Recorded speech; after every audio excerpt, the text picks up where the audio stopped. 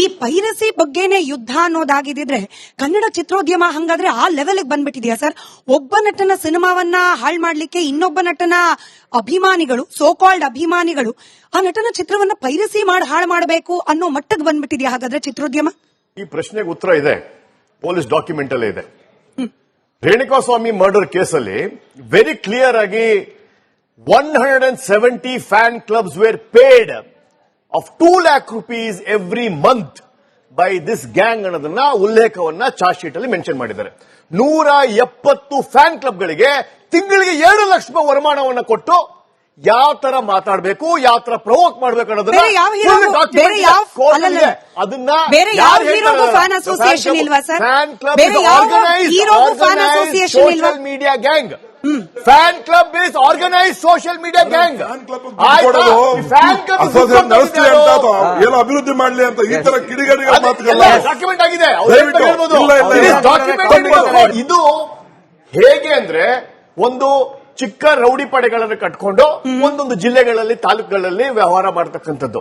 ಅದು ಯಾವಾಗ ಗೊತ್ತಾಯ್ತು ನಮಗೆ? ಜುಲೈ 2024 ಯಾವಾಗ ರೇಣುಕಾಸ್ವಾಮಿ ಅವ್ರ ಮರ್ಡರ್ ಆಯ್ತು. ನಾನು ಅವ್ರ ಹೆಸರು ತೊಗೊಳಕ್ ಆಗಲ್ಲ, ಯಾಕಂದ್ರೆ ನನ್ನ ಮೇಲೆ ಒಂದು ಕೋರ್ಟ್ ಮುಕದ್ದಮೆ ಹಾಕಿದ್ದಾರೆ, ಮಾತಾಡಬಾರ್ದು ಅಂತ. ಹೆಸರು ತಗೊಳ್ಳೋದಿಲ್ಲ. ರೇಣುಕಾಸ್ವಾಮಿ ಮರ್ಡರ್ ಕೇಸಿಂದ ನಮಗೆ ಗೊತ್ತಾಗಿದ್ದೇನು? ಫ್ಯಾನ್ ಕ್ಲಬ್ ನಡ್ಸಕ್ಕೆ ಒಬ್ಬರಿದ್ದಾರೆ, ಅವರು A17. ಅವ್ರ ಕೆಲಸ ಏನಿತ್ತು? ಅವರು ಹಿಂಗೆ ತಿಂಗಳಿಗೆ 70,000 2 ಲಕ್ಷ ರೂಪಾಯಿವರೆಗೂ ಕೊಡ್ತಾ ಇದ್ರು.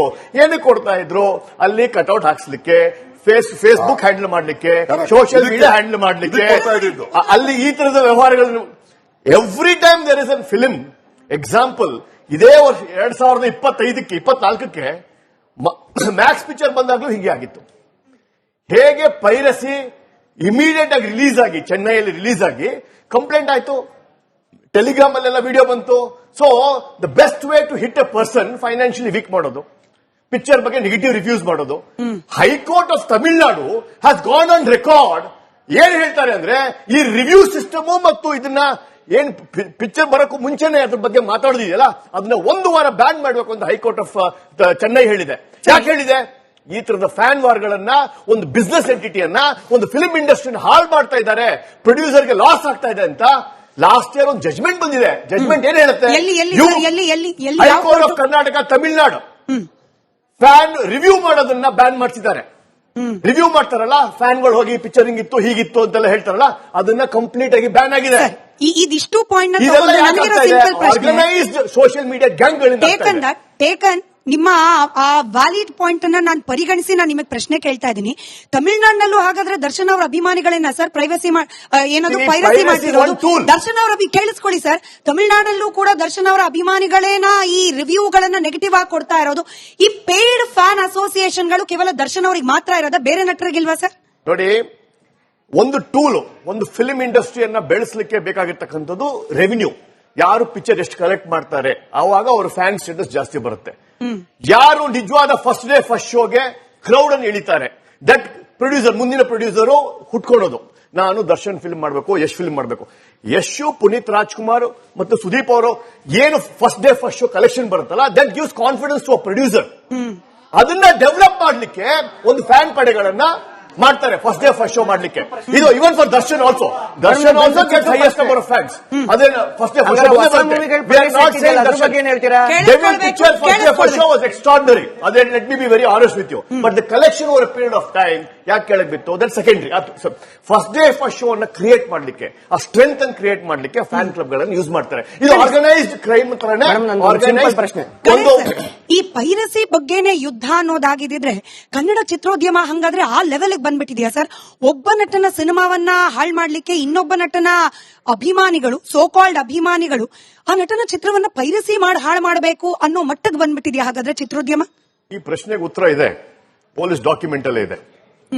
ರೇಣುಕಾಸ್ವಾಮಿ ಮರ್ಡರ್ ಕೇಸಲ್ಲಿ ವೆರಿ ಕ್ಲಿಯರ್ ಆಗಿ 170 fan clubs were paid of 2 lakh rupees every month by this gang ಅನ್ನೋದನ್ನ ಉಲ್ಲೇಖವನ್ನ ಚಾರ್ಜ್ ಶೀಟ್ ಅಲ್ಲಿ ಮೆನ್ಷನ್ ಮಾಡಿದ್ದಾರೆ. 170 ಫ್ಯಾನ್ ಕ್ಲಬ್ಗಳಿಗೆ ತಿಂಗಳಿಗೆ 7 ಲಕ್ಷ ರೂಪಾಯಿ ವರಮಾನವನ್ನ ಕೊಟ್ಟು ಯಾವ ತರ ಮಾತಾಡಬೇಕು, ಯಾವ ತರ ಪ್ರವೋಕ್ ಮಾಡಬೇಕು ಅನ್ನೋದನ್ನ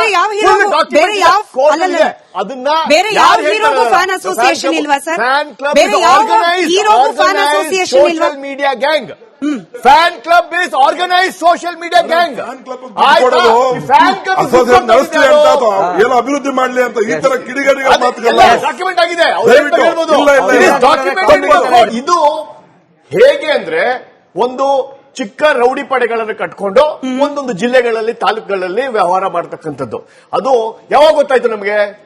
ಜುಲೈ 2024 ಯಾವಾಗ ರೇಣುಕಾಸ್ವಾಮಿ ಅವರು ಮರ್ಡರ್ ಆಯ್ತು. ನಾನು ಅವ್ರ ಹೆಸರು ತೊಗೊಳಕ್ ಆಗಲ್ಲ, ಯಾಕಂದ್ರೆ ನನ್ನ ಮೇಲೆ ಒಂದು ಕೋರ್ಟ್ ಮುಕದ್ದಮೆ ಹಾಕಿದ್ದಾರೆ, ಮಾತಾಡಬಾರ್ದು ಅಂತ. ಹೆಸರು ತಗೊಳ್ಳೋದಿಲ್ಲ. ರೇಣುಕಾಸ್ವಾಮಿ ಮರ್ಡರ್ ಕೇಸಿಂದ ನಮಗೆ ಗೊತ್ತಾಗಿದ್ದೇನು? ಫ್ಯಾನ್ ಕ್ಲಬ್ ನಡ್ಸಕ್ಕೆ ಒಬ್ಬರಿದ್ದಾರೆ, ಅವರು A17. ಅವ್ರ ಕೆಲಸ ಏನಿತ್ತು? ಅವರು ಹಿಂಗೆ ತಿಂಗಳಿಗೆ 70,000 ಇಂದ 2 ಲಕ್ಷ ರೂಪಾಯಿವರೆಗೂ ಕೊಡ್ತಾ ಇದ್ರು. ಏನಕ್ಕೆ ಕೊಡ್ತಾ ಇದ್ರು? ಅಲ್ಲಿ ಕಟ್ಔಟ್ ಹಾಕ್ಸ್ಲಿಕ್ಕೆ, ಫೇಸ್ಬುಕ್ ಹ್ಯಾಂಡಲ್ ಮಾಡ್ಲಿಕ್ಕೆ, ಸೋಷಿಯಲ್ ಮೀಡಿಯಾ ಹ್ಯಾಂಡಲ್ ಮಾಡ್ಲಿಕ್ಕೆ, ಅಲ್ಲಿ ಈ ತರದ ವ್ಯವಹಾರಗಳನ್ನು. Every time there is an film example. ಇದೇ ವರ್ಷ 2024 ಮ್ಯಾಕ್ಸ್ ಪಿಕ್ಚರ್ ಬಂದಾಗ್ಲೂ ಹೀಗೆ ಆಗಿತ್ತು. ಹೇಗೆ ಪೈರಸಿ ಇಮಿಡಿಯೇಟ್ ಆಗಿ ರಿಲೀಸ್ ಆಗಿ, ಚೆನ್ನೈಯಲ್ಲಿ ರಿಲೀಸ್ ಆಗಿ ಕಂಪ್ಲೇಂಟ್ ಆಯ್ತು, ಟೆಲಿಗ್ರಾಮ್ ಅಲ್ಲೆಲ್ಲ ವಿಡಿಯೋ ಬಂತು. So the best way to hit a person financially weak ಮಾಡೋದು, ಪಿಕ್ಚರ್ ಬಗ್ಗೆ ನೆಗೆಟಿವ್ ರಿವ್ಯೂಸ್ ಮಾಡೋದು. High court of Tamil Nadu has gone on record. ಏನ್ ಹೇಳ್ತಾರೆ ಅಂದ್ರೆ, ಈ ರಿವ್ಯೂ ಸಿಸ್ಟಮ್ ಮತ್ತು ಇದನ್ನ ಏನ್ ಪಿಕ್ಚರ್ ಬರೋಕ್ಕೂ ಮುಂಚೆನೆ ಅದ್ರ ಬಗ್ಗೆ ಮಾತಾಡೋದಿದೆಯಲ್ಲ, ಅದನ್ನ 1 ವಾರ ಬ್ಯಾನ್ ಮಾಡಬೇಕು ಅಂತ ಹೈಕೋರ್ಟ್ ಆಫ್ ಚೆನ್ನೈ ಹೇಳಿದೆ. ಯಾಕೆ ಹೇಳಿದೆ? ಈ ತರದ ಫ್ಯಾನ್ ವಾರ್ಗಳನ್ನ, ಒಂದು ಬಿಸ್ನೆಸ್ ಎಂಟಿಟಿಯನ್ನ, ಒಂದು ಫಿಲ್ಮ್ ಇಂಡಸ್ಟ್ರಿನ ಹಾಳು ಮಾಡ್ತಾ ಇದ್ದಾರೆ, ಪ್ರೊಡ್ಯೂಸರ್ಗೆ ಲಾಸ್ ಆಗ್ತಾ ಇದೆ ಅಂತ ಲಾಸ್ಟ್ ಇಯರ್ ಒಂದು ಜಜ್ಮೆಂಟ್ ಬಂದಿದೆ. ಜಜ್ಮೆಂಟ್ ಏನ್ ಹೇಳುತ್ತೆ? High court of Karnataka Tamil Nadu fan review ಮಾಡೋದನ್ನ ಬ್ಯಾನ್ ಮಾಡ್ತಿದ್ದಾರೆ. ರಿವ್ಯೂ ಮಾಡ್ತಾರಲ್ಲ, ಫ್ಯಾನ್ಗಳು ಹೋಗಿ ಪಿಕ್ಚರ್ ಹಿಂಗಿತ್ತು ಹೀಗಿತ್ತು ಅಂತೆಲ್ಲ ಹೇಳ್ತಾರಲ್ಲ, ಅದನ್ನ ಕಂಪ್ಲೀಟ್ ಆಗಿ ಬ್ಯಾನ್ ಆಗಿದೆ. ಇದಿಷ್ಟು ಪಾಯಿಂಟ್ ಆರ್ಗನೈಸ್ಡ್ ಸೋಷಿಯಲ್ ಮೀಡಿಯಾ ಗ್ಯಾಂಗ್ಗಳಿಂದ ಟೇಕನ್. ನಿಮ್ಮ ಆ ವ್ಯಾಲಿಡ್ ಪಾಯಿಂಟ್ ಅನ್ನ ನಾನು ಪರಿಗಣಿಸಿ ನಾನು ನಿಮಗೆ ಪ್ರಶ್ನೆ ಕೇಳ್ತಾ ಇದ್ದೀನಿ. ತಮಿಳುನಾಡಿನಲ್ಲೂ ಹಾಗಾದ್ರೆ ದರ್ಶನ್ ಅವರ ಅಭಿಮಾನಿಗಳನ್ನ ಸರ್ ಪ್ರೈವಸಿ ಏನದು ಪೈರಸಿ ಮಾಡ್ತಿರೋದು? ದರ್ಶನ್ ಅವರ ಕೇಳಿಸ್ಕೊಳ್ಳಿ ಸರ್, ತಮಿಳುನಾಡಲ್ಲೂ ಕೂಡ ದರ್ಶನ್ ಅವರ ಅಭಿಮಾನಿಗಳೇನ ಈ ರಿವ್ಯೂಗಳನ್ನ ನೆಗೆಟಿವ್ ಆಗಿ ಕೊಡ್ತಾ ಇರೋದು?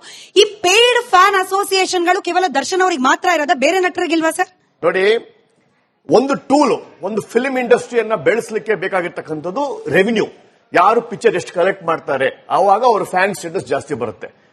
ಯಾರು ನಿಜವಾದ ಫಸ್ಟ್ ಡೇ ಫಸ್ಟ್ ಶೋಗೆ ಕ್ರೌಡ್ ಅನ್ನು ಎಳಿತಾರೆ, ದಟ್ ಪ್ರೊಡ್ಯೂಸರ್, ಮುಂದಿನ ಪ್ರೊಡ್ಯೂಸರು ಹುಟ್ಕೊಳ್ಳೋದು. ನಾನು ದರ್ಶನ್ ಫಿಲ್ಮ್ ಮಾಡಬೇಕು, ಯಶ್ ಫಿಲ್ಮ್ ಮಾಡಬೇಕು. ಯಶ್, ಪುನೀತ್ ರಾಜ್ಕುಮಾರ್ ಮತ್ತು ಸುದೀಪ್ ಅವರು ಏನು first day first show collection ಬರುತ್ತಲ್ಲ, that gives confidence to a producer. ಅದನ್ನ ಡೆವಲಪ್ ಮಾಡ್ಲಿಕ್ಕೆ ಒಂದು ಫ್ಯಾನ್ ಪಡೆಗಳನ್ನ ಮಾಡ್ತಾರೆ ಫಸ್ಟ್ ಡೇ ಫಸ್ಟ್ ಶೋ ಮಾಡ್ಲಿಕ್ಕೆ. ಇದು even for Darshan also. Darshan also gets highest number of fans. ಅದೇ first day first show was extraordinary. ಅದೇ let me be very honest with you. But the collection over a period of time ಯಾಕೆ ಕೆಳಗೆ ಬಿತ್ತು, that secondary. First day first show ಅನ್ನ create ಮಾಡ್ಲಿಕ್ಕೆ, ಆ strength ಅನ್ನು create ಮಾಡ್ಲಿಕ್ಕೆ ಫ್ಯಾನ್ ಕ್ಲಬ್ ಗಳನ್ನು ಯೂಸ್ ಮಾಡ್ತಾರೆ. ಇದು ಆರ್ಗನೈಸ್ಡ್ ಕ್ರೈಮ್ ತರನೇ ಆರ್ಗನೈಸ್ಡ್ ಪ್ರಶ್ನೆ.